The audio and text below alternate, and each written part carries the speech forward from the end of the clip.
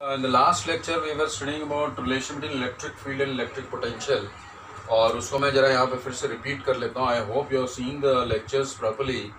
और मैंने बताया था कि अगर सिंगल वेरिएबल रिलेशनशिप है, if V is a function of only R, then electric field निकालना हो तो E इक्वल टू हो जाता है माइनस dV/dr, मतलब माइनस ऑफ dV/dr, मतलब पोटेंशियल फंक्शन को R के रेस्पेक्ट में डिफरेंशिएट करना पड़ेगा और एक माइनस साइन लगाना पड़ेगा. एंड यहाँ पर हम एज्यूम कर रहे हैं कि potential is a function of only R.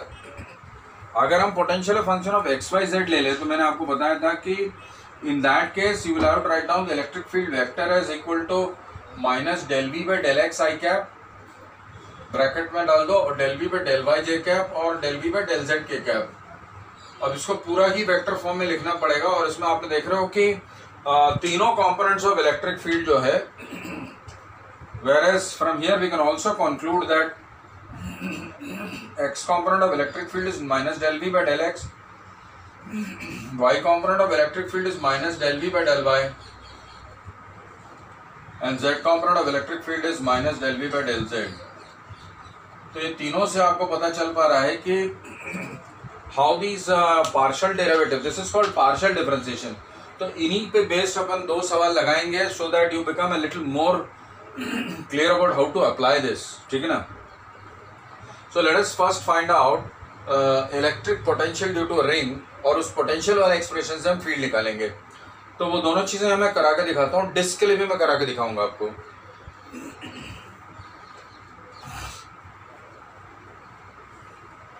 So please remember, please recall, please see once again the video जो मैंने लास्ट टाइम डाला था.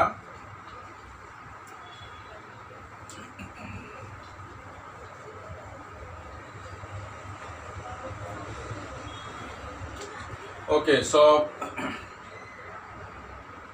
to find electric potential due to a ring, due to a charged ring,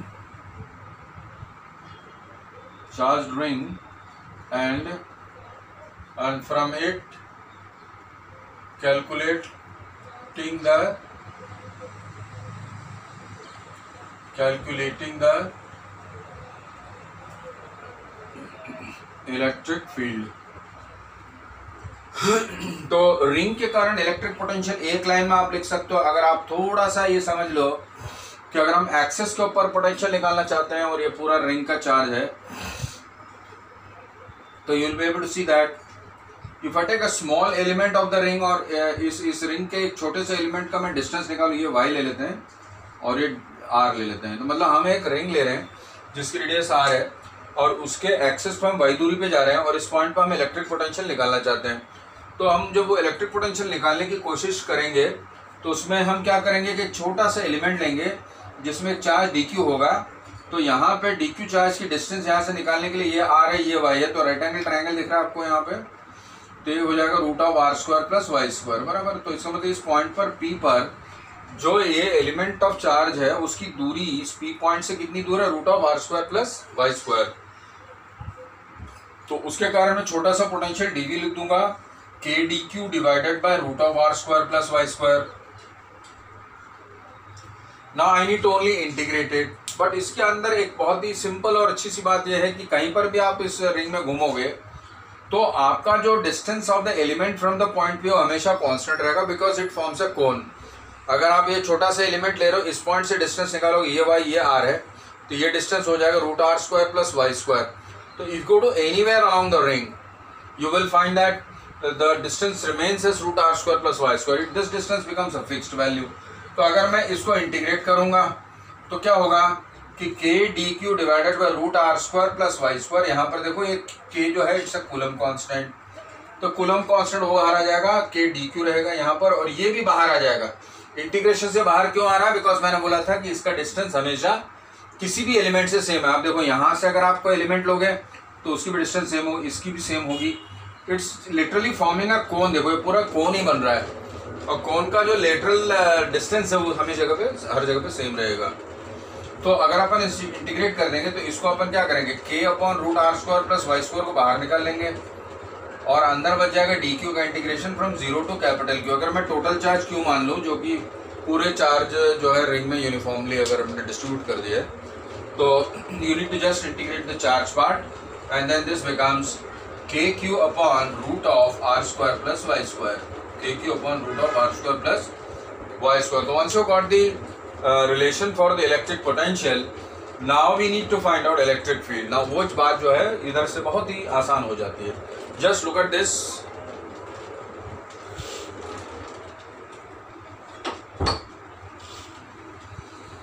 So if you are able to see the expression of the electric potential V equal to root kq upon root r square plus y square, मैं इसको अलग से लिख देता हूँ. अब आप बताइए कि मैं इसमें से इलेक्ट्रिक फील्ड कैसे निकालूं.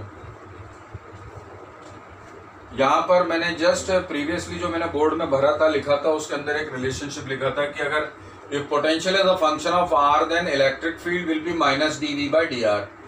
यहाँ पर पोटेंशियल किसका फंक्शन है बताइए. राइट साइड में कौन है वेरिएबल. यहाँ पर रिंग का रेडियस तो कांस्टेंट है, y ही वेरिएबल है क्योंकि y is the only thing in which you have a variation. y is a variable here क्योंकि एक्सिस पे आप कितनी दूरी पे उस पर डिपेंड करेगा पोटेंशियल. रिंग रेडियस पे तो यहाँ पर डिपेंड नहीं कर रहा है, रिंग रेडियस फिक्स्ड है यहाँ पर. तो इसका मतलब potential is a function of y. So v is a function of only y which is kq upon root r square plus y square. Now look at this relationship. यहाँ पे if v is a only function of r, e is minus dv by dr. तो यहाँ पे r की जगह कौन है, y है. So therefore यहाँ पर इलेक्ट्रिक फील्ड कैसे लिखेंगे. Electric field will become minus dv by dy, minus dv by dy. तो मैं जब डिफरेंशिएट करूंगा, and I hope you remember the rules of differentiation, root of r square. तो basically kq r square plus y square to the power minus half का differentiation करने वाला हूँ with a minus sign outside, और d by d r करूँगा, dy करूँगा, इसमें q भी आ जाएगा. k और q तो डिफरेंशिएशन से बाहर आ जाएगा और सिर्फ ये डिफरेंशिएट हो जाएगा. तो minus half minus into minus half into k q into r square plus y square to the power minus 3/2, और चेन रूल लगेगा तो 2y भी मल्टीप्लाई हो जाएगा. तो ये हाफ और ये वाला यहाँ पे जो 2 है वो कट जाएगा. And finally, I'll write down the final expression here in the different color. तो यहाँ पे लिख देता हूँ मैं आपका.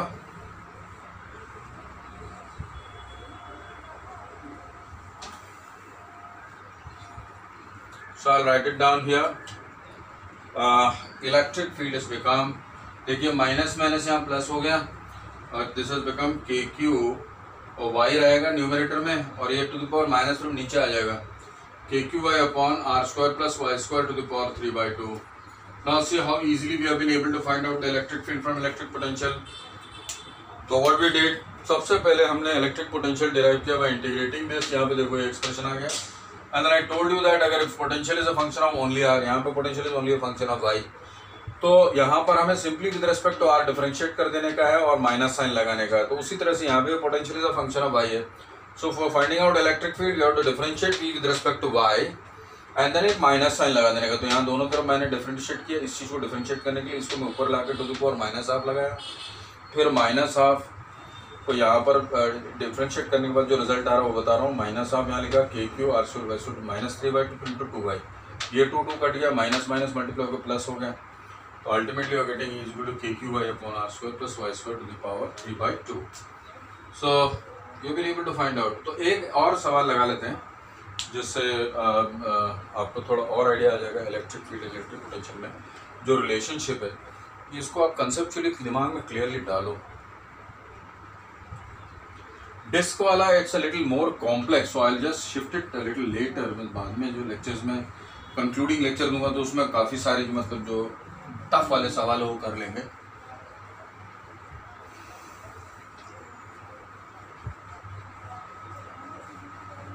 अब मैं एक और सवाल दे रहा हूं.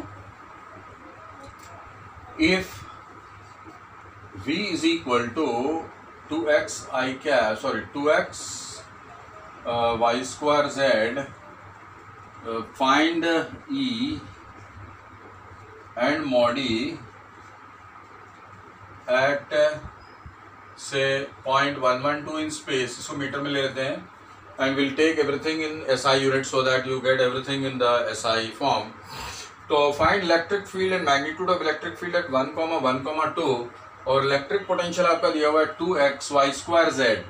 तो मैंने बोला था जब v is a function of xy z तो हमें दूसरा फॉर्मूला लगाना पड़ेगा तो इसमें सबसे पहले ई एक्स की वैल्यू लिखाएंगे minus del V by del x. Now देखो ये पूरा एक्सप्रेशन को हमें with respect to x differentiate करना है वाई और जेड को कांस्टेंट मानते हुए। तो वाई और जेड को कांस्टेंट मानते हुए डिफरेंशिएट करो तो ओनली वेरिएबल यहाँ एक्स एक्स के फॉर्म में आ रहा है, तो D x by D x 1 हो जाएगा। तो इसका मतलब बन जाएगा -2y² z। अब इसमें y की वैल्यू आपको यहाँ दी है 1, x की वैल्यू 1 है, y की वैल्यू 1 है और z की वैल्यू क्या दी है 2। तो यहाँ y और z की वैल्यू 1 और 2 यहाँ डाल दो तो क्या मिलेगा अपने को, ex की वैल्यू आ जाएगी, right. -2 times 1² into 2 which is -4 Newton पर कूलम, क्योंकि मैंने बोला था SI में लेने का है। सिमिलरली EY निकालने के लिए क्या करेंगे भाई, EY is equal to minus del V by del of 2xy² z by del y। तो अब इस बार जो है y के रेस्पेक्ट में डिफरेंशिएट करना है, तो x और z को कुछ नहीं करना है, बिकॉज x और z are to be treated as constant because we are doing a partial differentiation. तो once you are done a differentiation of this, तो मैं क्या हो जाएगा y² का 2y हो जाएगा, 2 to 4 हो जाएगा, -4xyz बन जाएगा। अब की बार अपने को xyz तीनों की वैल्यू डालनी है 1 1 2, तो 1 1 2 डालेंगे तो -8 हो जाएगा, -8 न्यूटन पर कूलम। अब बचा हमें EZ निकालने का। I hope you are getting the operation because differentiation is not a very difficult operation. I already studied in mathematics in 11th standard. तो इसलिए मैं इसमें और ज़्यादा बार बार एक्सप्लेनेशन नहीं कर रहा हूँ। तो EZ की वैल्यू निकालनी है तो मैं क्या करना पड़ेगा, minus del V by del Z निकालना पड़ेगा, which is minus del by del Z of 2xy² z।